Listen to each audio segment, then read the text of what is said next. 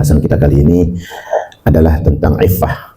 Iffah itu adalah memelihara diri dari keharaman.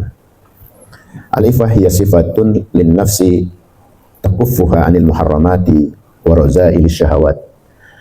Jadi iffah ini adalah sifat jiwa yang menjaga dari perkara yang haram dan syahwat yang hina. Hal-hal yang berbau syahwat duniawi itu sifatnya hina. Dan iffah ini adalah harga diri, ya, yang menjaga nilai-nilai kemuliaan diri kita sebagai hamba Allah Subhanahu wa taala. Wa hiya min asyrafil hisali wa asmaha. Jadi iffah ini bentuk pemeliharaan diri yang dia adalah paling mulia dan tinggi. Jadi nggak ada lagi. Kalau udah paling mulia dan tinggi, harga diri ini kita junjung tinggi, kita muliain. Wa 'alaiha yatafarra' katsirun minal fadail. Dan darinya itu bercabang berbagai kebaikan seperti apa? Kas-sabri wal qanaah was-sakha'i wal musalamati wal wara' wal waqari wal rahmati wal haya. Jadi cabang-cabangnya dari harga diri itu ada. Tanda orang menjaga harga diri itu bisa kelihatan.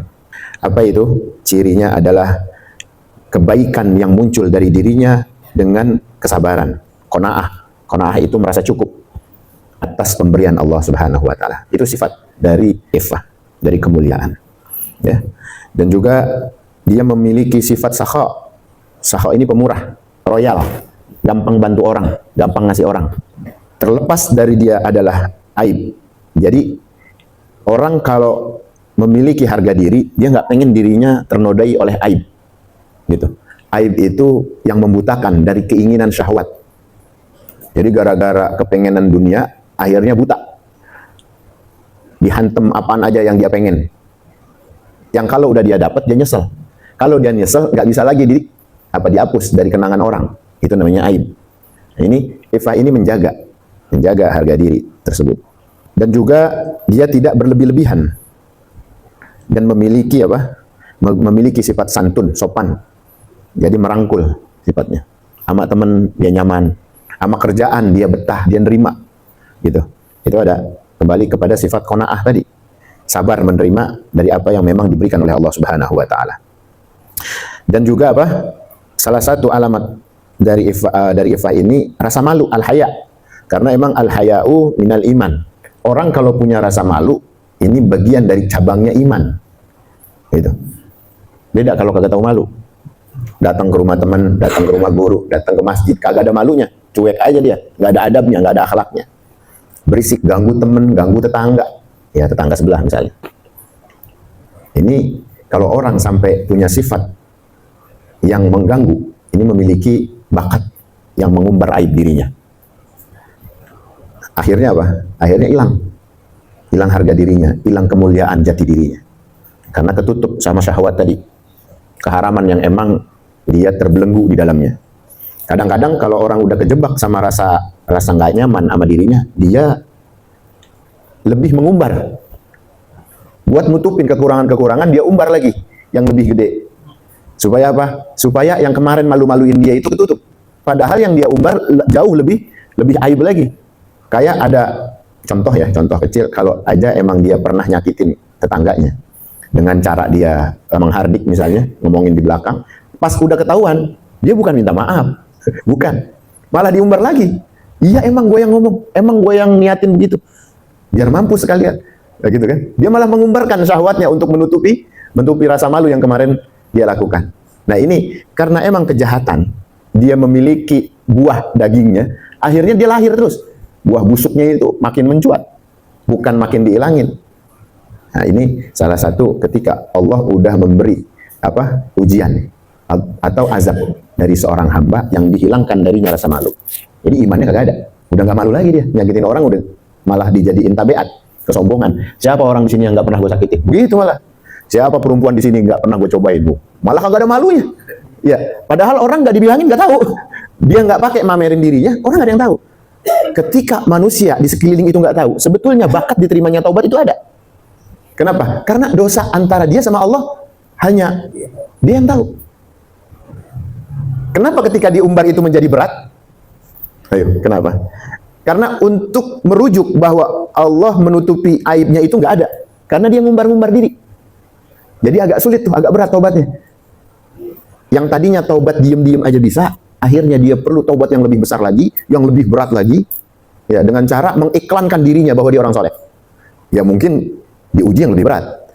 Orang kalau tadinya ya gampang gamparin orang, ya, gampang mukulin orang, zalimin orang, ketika dia bertaubat, Allah tes. Nah, tesnya ini nggak sama orang yang diem-diem tadi. Dosa diem-diem beda sama dosa yang terang-terangan. Dosa diem-diem mah kita istighfar, kita benar-benar taubat nasuh sama Allah, nggak bakal ngulang. Anteng, ditutupin. Waktu dia dapat ujian pun orang mendoakan yang baik sama dia. Tapi kalau orang punya dosa terang-terangan, waktu diuji sama Allah, nah orang bilang apa kira-kira? Oh, syukurin tuh, rasain tuh. Nah itu ujiannya. Kenapa nggak dari kemarin? Kemarin lu nyungsep, malah disumpahin, syukur-syukur masih hidup. Paruan, mampus lagi sekalian. Begitu malah lebih apa? Lebih dahsyat lagi. Disitulah kita akan menerima kebesaran Allah dari apa? Dari sifatnya yang maha adil. Ya, Allah maha adil. Hati-hati. Kalau orang memiliki sifat zulm, ya, menzolimi orang, maka persiapkan diri untuk menerima balasan dari Allah Subhanahu wa Ta'ala. Apalagi sifatnya jahar, terang-terangan, sampai disohorin. Baik-baik. Kita ngelihat siapa pemimpin di dunia dengan kesombongannya yang paling nih, lalu Allah bukakan kesengsaraan itu hingga saat ini. Siapa? Dalam sejarah udah banyak. Jalut, Korun, Firaun. Nah di Indonesia romannya ada yang nulat-nulat nih, ada yang mau sok-sokan jadi Firaun. Dia pikir sejarah itu nggak bakal terulang. Kamus maha adilnya Allah itu nggak bisa hilang. Orang zalim bakal menerima kezaliman. Orang ngambil aja nih, yang ngambil diem-diem, nyolong lah bahasanya, nyatut lah gitu. Allah bakal minta haknya, bahkan lebih pedih tarikan Allah dibanding dia menyadarinya. Lebih sakit lagi. Contoh, ada orang lewat, tahu orang lewat itu duitnya jatuh. Kita nggak manggil, sengaja gitu, biarin dia lewat nih. Kita ngeset-ngeset dikit, kita injek, tarik. Dia pikir itu untung. Dia pikir gitu kan? Enggak. Allah bakal tarik. Bahkan apa? Bahkan lebih parah dari harta yang dia banggakan saat itu. Yang dia temuin gocap. Ya. Dia nggak ada usaha mau manggil, mau kasih tahu atau klarifikasi lah minimal. Ya, duit jatuh, Bang. Ini gimana? Ke kantor mana ya? Itu alamat gimana? Itu motor di mana? Ya gitu misalnya. Kelihatan tanda-tandanya. Dia nggak mau ada usaha itu. Nggak mau juga cari apa informasi. Kan orang kan sedaya upaya harusnya cari. Itu. Akhirnya apa? Balik ke rumah, anaknya sakit. Istrinya ngambek minta beliin emas.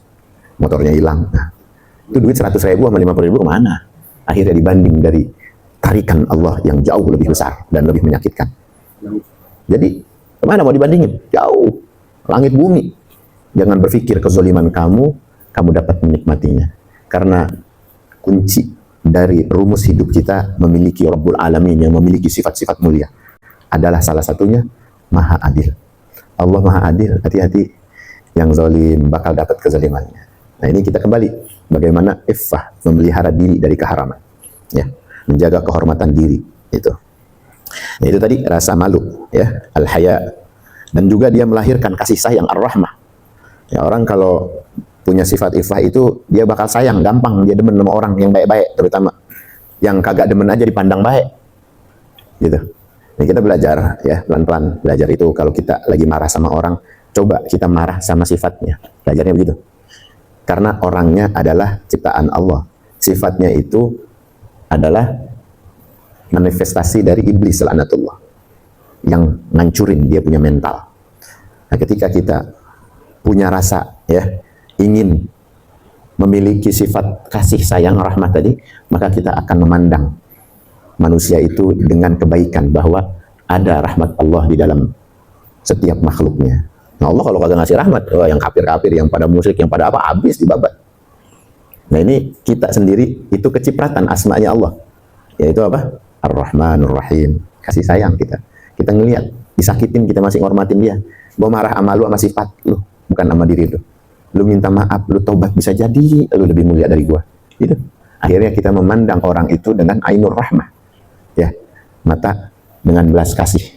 Ya, bagaimana Nabi mencontohkan itu? Bukan sama akidah, misalnya nyakitin akidah kita perlu perangi.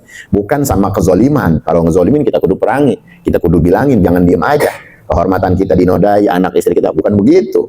Biarin aja, Kan kata Ustadz, dengan mata kasih sayang kita harus barangan, ya, hati-hati. Bedain marah karena Allah, ya, kasih sayang karena Allah, ya, kita memaafkan juga karena Allah. Nah, ini pelajaran untuk kita bisa menyentuh apa-apa yang memang udah pernah kita lalui dari sifat-sifat mulia. Makanya kalau ada orang yang lagi coba minta maaf, udah maafin dia.